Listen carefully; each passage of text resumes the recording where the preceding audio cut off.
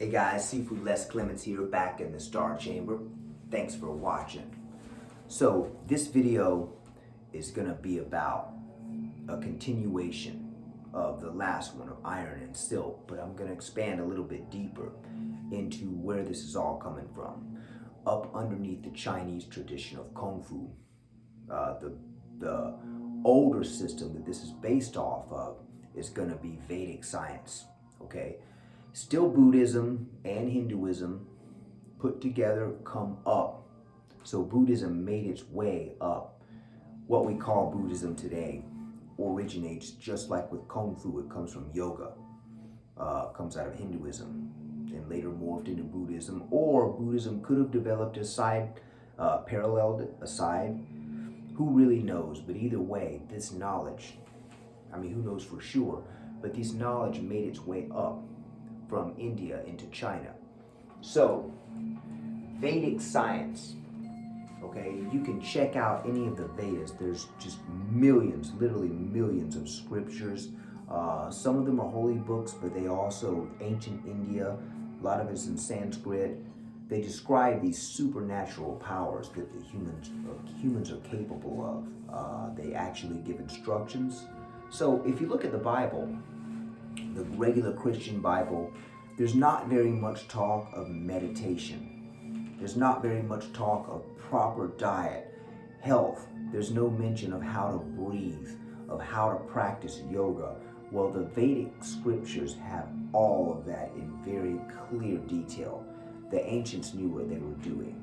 They had yoga documented, these postures step by step, all kinds of movements. Any way the body could move, they were doing it. There were specialists in yoga, medicine, an entire system of art, warfare. Vedic science was the bomb in the ancient world.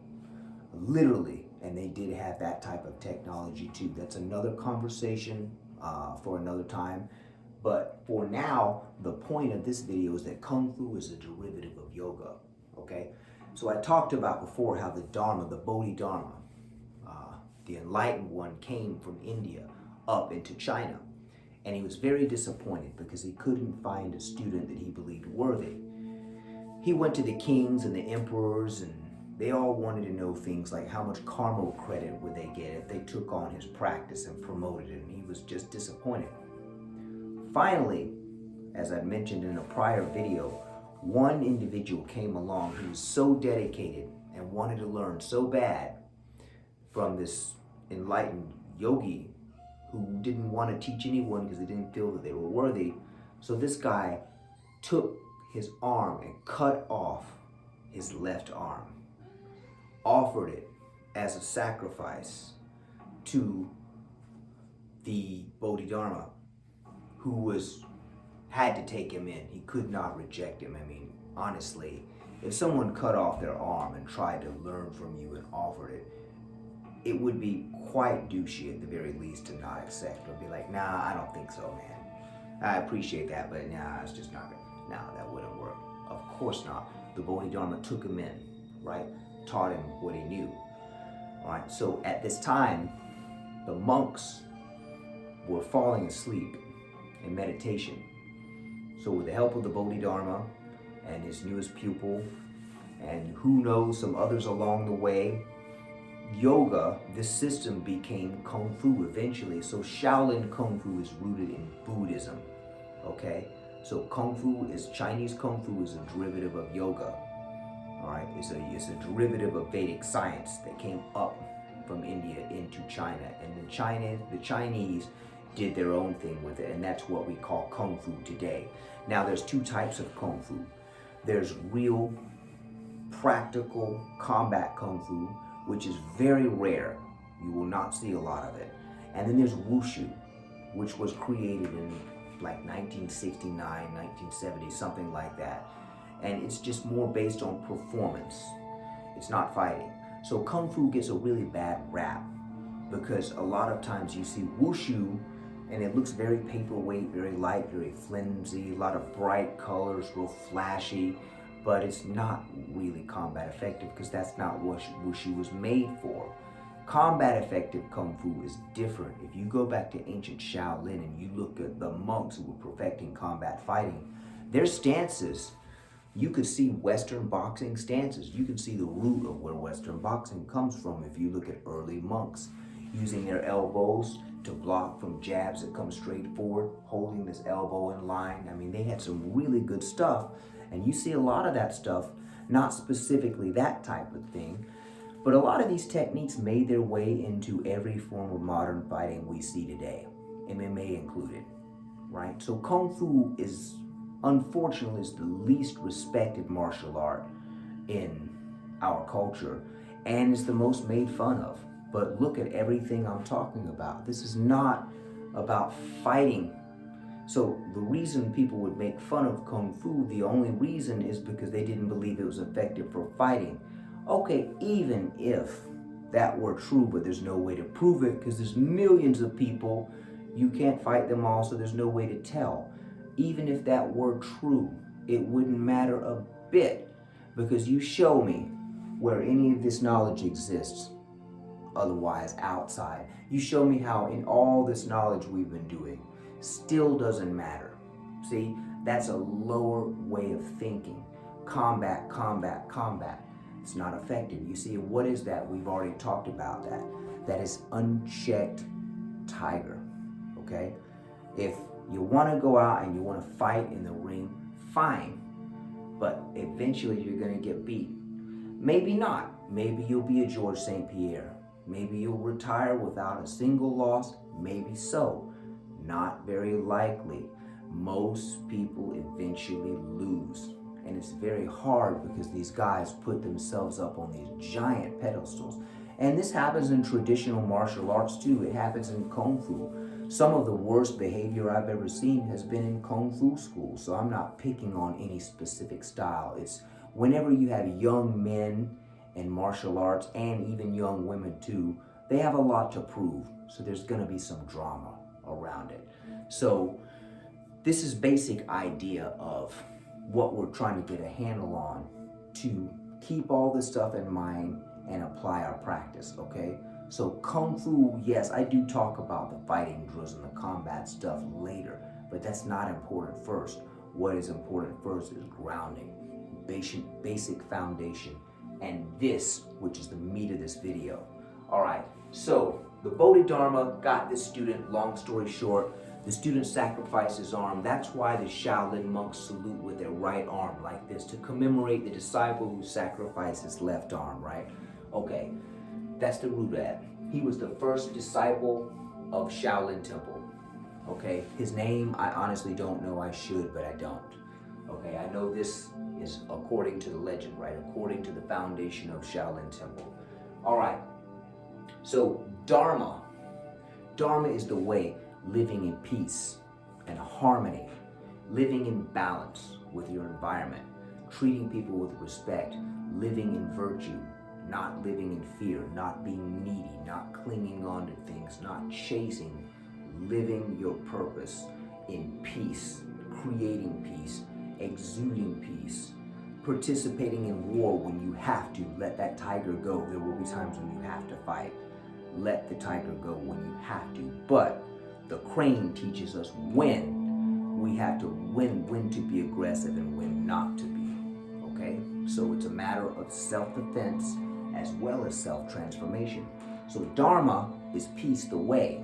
And that lifestyle I'm talking about is very buoyant. It's lifting. It's 5-dimensionally charged, or 5-element, right? Electromagnetizing the body, working the body through shapes, creating that ethereal frequency, right? That's what Dharma is about.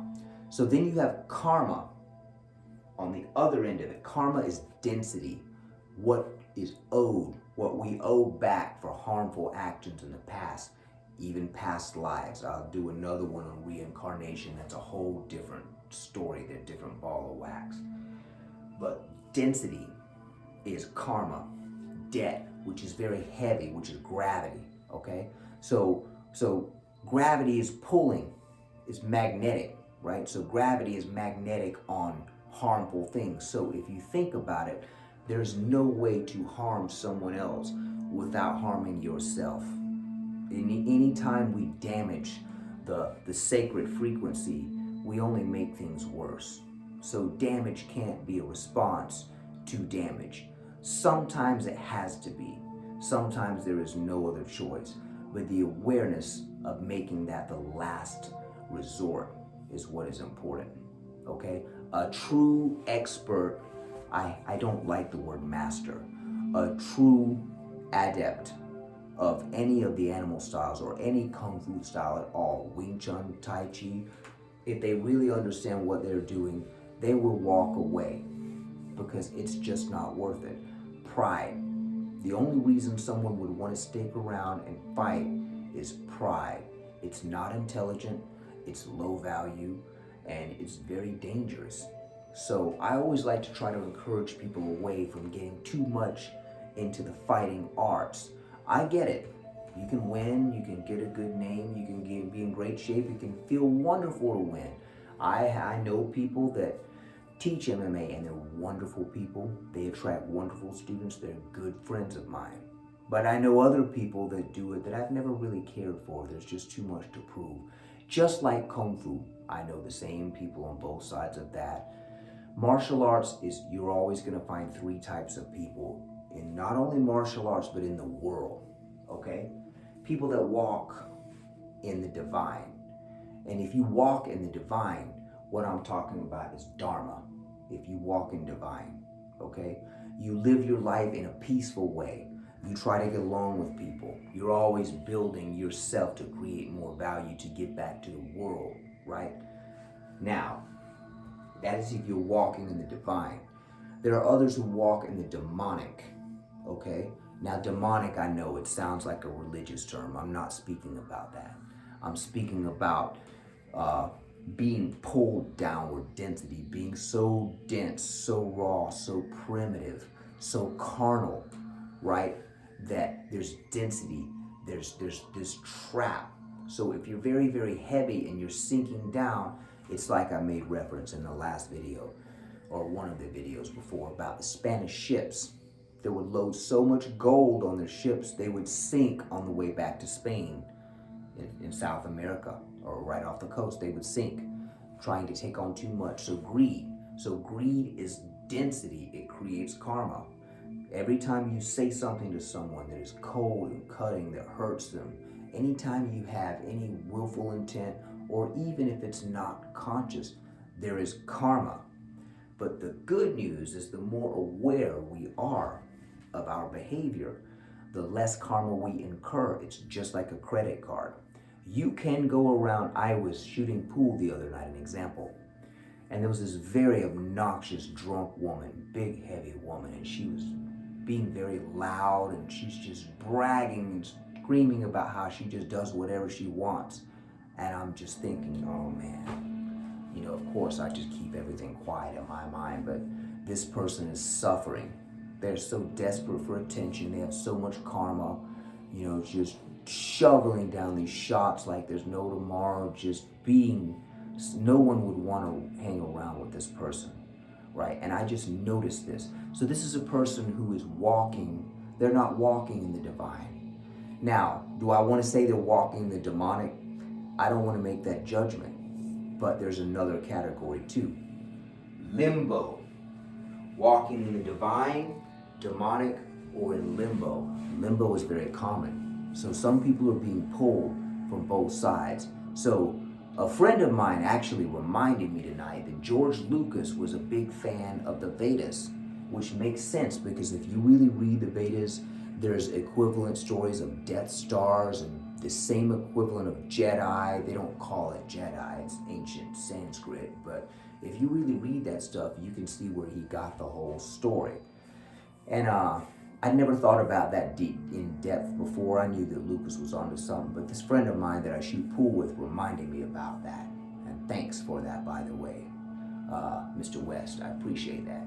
So, karma, density, heavy, debt that is owed. Dharma, buoyant, rising frequency, rising above. Dharma is transformative. When you are rising and ascending, you have a frequency that you're exuding, right, that is transformative. When you're dropping or giving, it's an exuding giving field. When you're sinking in karma, it's sucking. So you look at all these people, men and women, that have these issues, these needy issues of stalking, not being able to let go of someone when they leave them. All these things, just holding on, just grabbing, they're sinking. It's like trying to grab anything you can to stay up, and that's the trick. You gotta stop grabbing. If you want to ascend, you got to stop grabbing and using other people to try to pull you up, because you pull them down if they're not strong, and it doesn't work. It's like if you're drowning in the water. Do you want to pull someone down and drown them too because you don't want to take the work to learn how to swim? See, it's a choice. A lot of people drown because they don't know how to swim, just like people suffer as a result of karma, because they don't know how to transmute that, how to undo it, how to pay those debt off. So I know that if I treated someone wrong in the past, I'm gonna make it right somehow. And that is my determination to make that right. But first of all, I gotta be sensitive enough to know, I have to be aware enough to know whether or not I was wrong. We have to negate our ego sometimes. Sometimes we have to cut off a finger to save a hand. So the three ways that people walk according to the Vedas, which I'm a firm believer in. They walk in the demonic, they walk in the divine, or they walk in limbo. Limbo, they're torn between, back and forth. The person's exercising, they're going to the gym, they're doing really good. They're trying to get away from a crowd of people that would not be conducive to that. And then they slip a little bit, and then they go back, and then they stop exercising. We see this happen all the time. It's limbo, it's back and forth. But what do we talk about? Limbo is a good place because in that back and forth, we recognize both sides clearly. And then, just like we charge our sun and moon energies and balance them, they come together, okay? So if we work from the limbo position, which most of us are usually susceptible to the limbo position, right? Walking in limbo in life. I don't know very many people. I can think of just a couple off the top of my head that I would say truly walk in the demonic. And I really can't say, they may still, they're struggling just like everyone else. But most people I encounter are in limbo. So we got to think about that sometimes. When someone insults you or says something cruel, this is where the crane is there to discern, holding the tiger back, saying, wait a minute, what is this first? The tiger wants to go. Nope. But what starts to happen over time is the tiger starts to listens to the crane more and more and more. And then pretty soon, maybe if the crane gets heated, then the tiger says, wait a minute, look at what you taught me. So they help each other. All these creatures bring the other ones up. See, they all come up together. So that's the whole trick with these animals. So once again, let me clarify this. Someone may say, well, are you calling on a crane? I don't understand how, this crane, what is it? Is this some type of channeling? No. It's the development inside the body as a result of moving just like the creatures that develop simple archetypes inside very strongly. So if I'm dealing with a person, which one of these shapes do I want to become to deal with them more effectively? See? Now a human is one way to do it, but a human who's gone through all the transformative stages of all the animals could be equated more to the dragon, which is the higher level, which is my goal. I'm not there. I'm working on it. So anyway, I appreciate you watching. Thank you very much, Sifu Les Clements. If you have any questions, you can let me know. If you like this video, click on the like button. Even better, subscribe. All right, take care. Sifu Les Clements out.